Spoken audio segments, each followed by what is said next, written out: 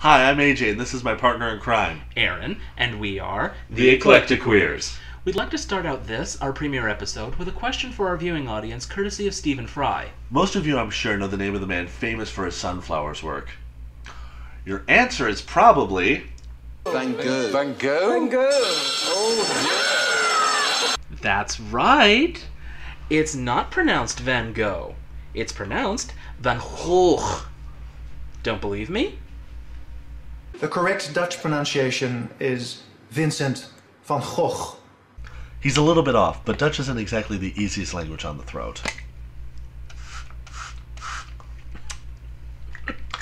For the sake of ease, we'll call him Van Gogh. Why? Because if the movie we're reviewing today can't bother to get it right, why the hell should we? This is Starry Night. If the name isn't familiar to you, don't feel bad. I know of only one other person who knew of its existence. A few years back, a co-worker of mine loaned me her copy of this movie on VHS. Her sister-in-law gave this to her as a gift, as she's a fan of Van Gogh and his works. A bizarre example of a love story, supposedly, Starry Night was directed by a Paul Davids, the bulk of whose experience lies in sci-fi, specifically Star Wars spin-off novelizations and a Roswell documentary. All I'll add is that I certainly feel like we're about to get probed.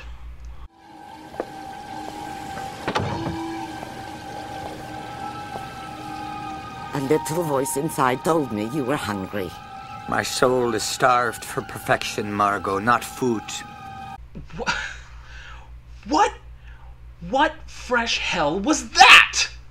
This is our Van Gogh, played by Abbott Alexander, a New Yorker, playing a Dutchman, with a slight Glaswegian accent.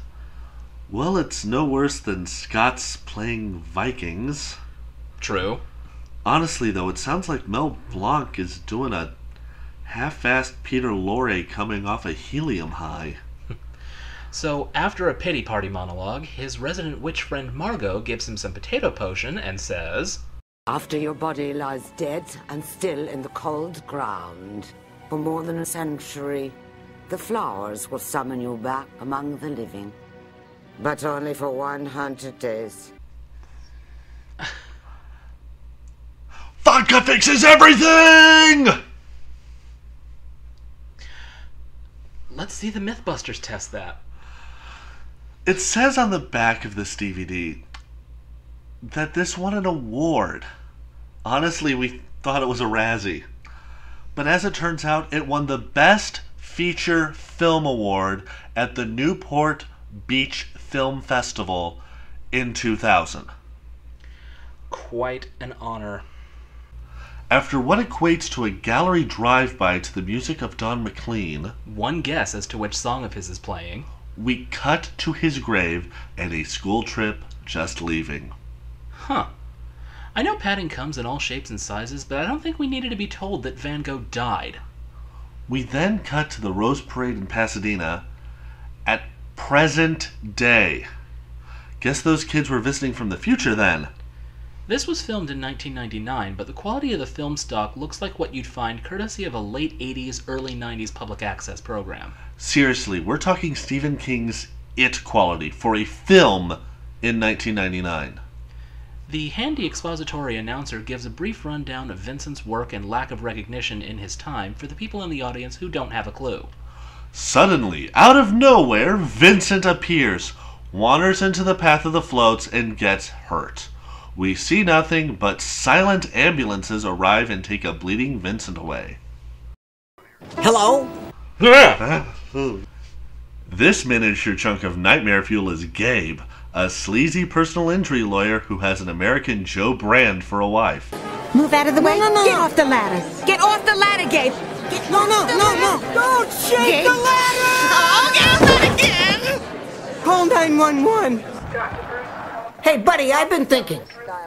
Okay, I have little more than an accent class and a 9-week course in script writing under my belt as far as theater experience is concerned, but even a neophyte like me knows that establishing shots are your friends.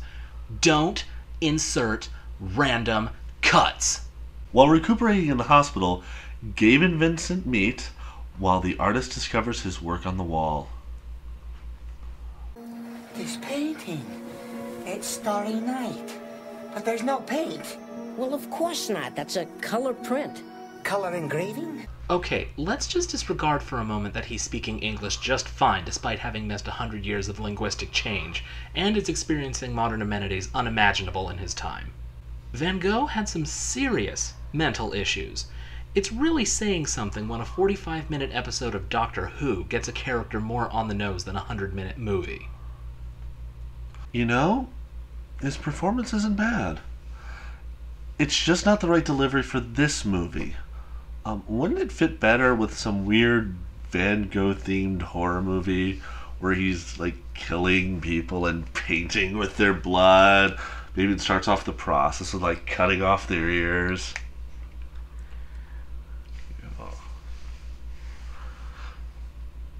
You know, you might be right. Let's try music change. Third one. So what do you think, buddy? What are you looking at? This painting. It's Starry Night. But there's no paint. Well, of course not. That's a color print. Color engraving? No, you know, a print. They take these famous pictures and reproduce zillions of them. But the entire effect has been destroyed. I intended this to have thick colors and textures. What do you mean, you intended? Vincent van Gogh painted Starry Night. Yes, of course. Not bad. It's no audition, but it'll do. We're then treated to a few minutes of padding with Vincent attempting to convince Gabe and the hospital staff that he is the Vincent van Gogh. Of course, they don't believe him. And why should they? He's taken a blow to the head and could reasonably be considered a danger to himself and others. So he does the most rational thing he can do.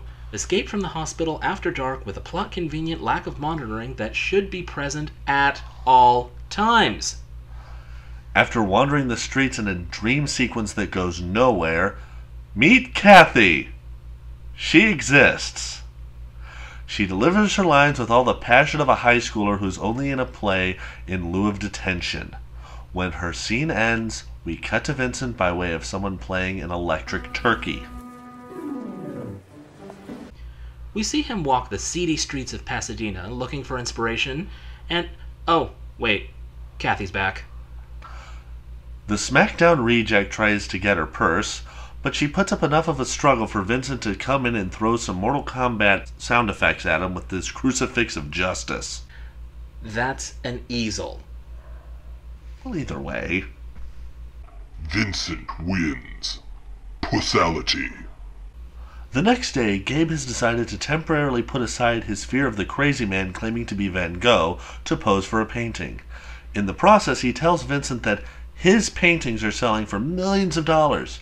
Hearing this, Vincent questions why he has received none of the money, eager to do good things with it. One painting in particular, Self-Portrait at Auvers, was sold to a local collector whose location Gabe unwittingly provides.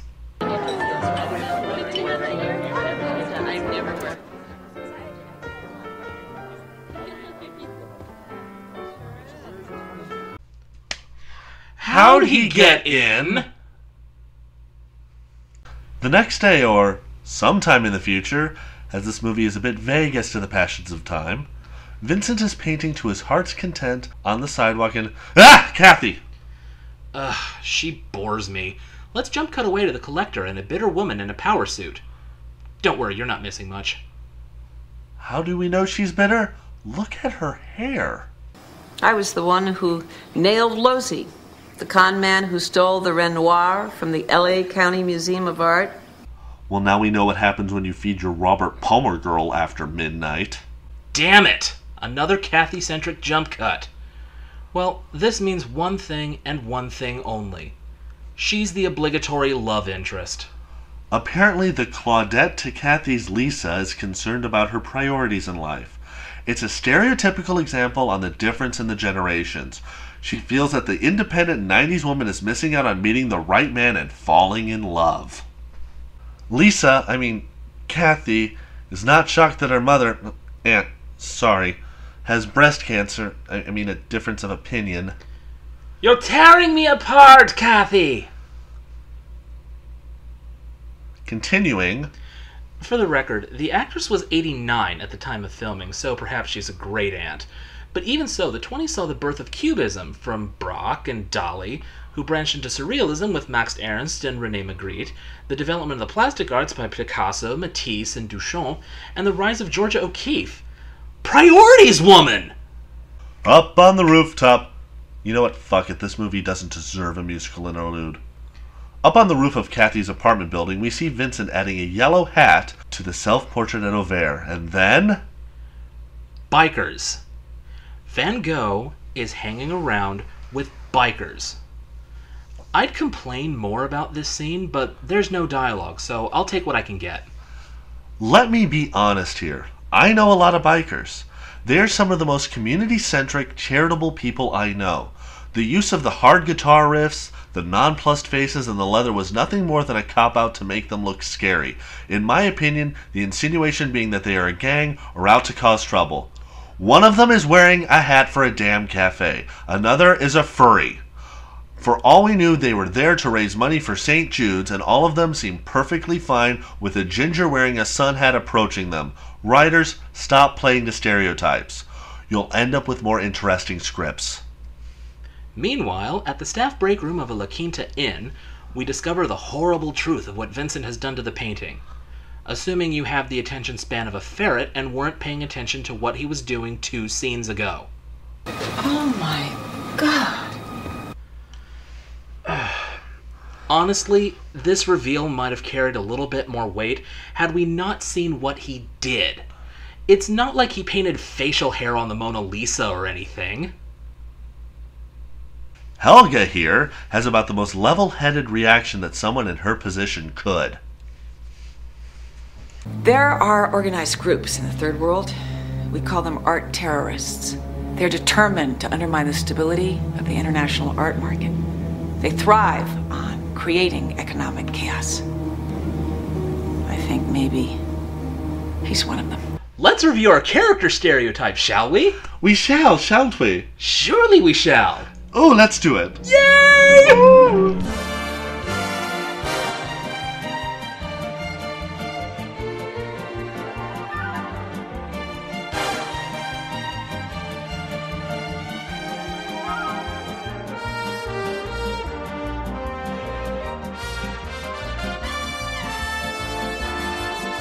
Back to the plot.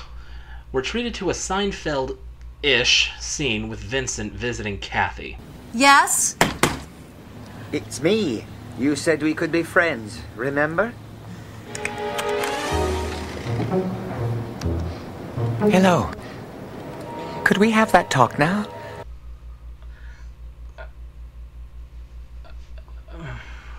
Yeah.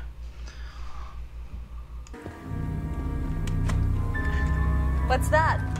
Wine? No. It's the wormwood. What? Absinthe. Oh, doesn't that taste sort of medicinal? It's good medicine for the soul. Try some. Oh, no. Thank you, though. Please.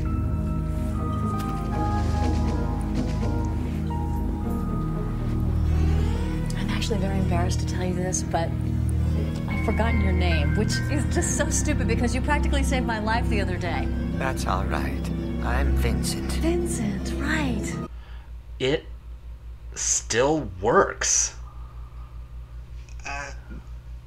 Keep going. Let's see how long this works. Kathy. Kathy. Thank you again. Please, please. Thank you.